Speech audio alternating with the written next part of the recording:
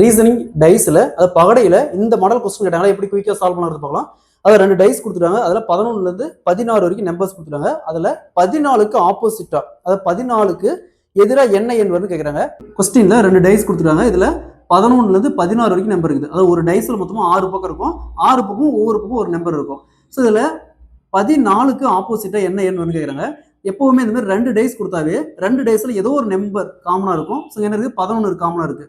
So 11லேருந்து அப்படியே clock wise right பண்ணுங்க. Clock wise right பண்ணாங்க 11, அடுத்தது 16, அடுத்தது 12. ஸோ அதே மாதிரி இந்த டைஸில் 11 அப்படி கிளாக் வைஸ் ரைட் பண்ணணும்.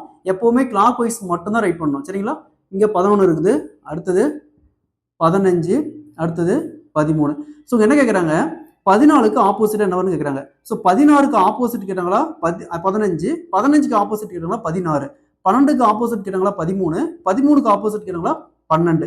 ஸோ இந்த 11லேருந்து 16 வரைக்கும் என்ன ஒரு நம்பர் மிஸ் ஆகுதுன்னு பாருங்க, 14 மிஸ் ஆகுது. ஸோ அப்போ இந்த 11 தான் இந்த 14க்கு ஆப்போசிட்டாக இருக்கும். அதே 11க்கு ஆப்போசிட் கேட்டாங்களா 14. So option A is the correct answer. 14க்கு ஆப்போசிட்டாக 11 இருக்கும்.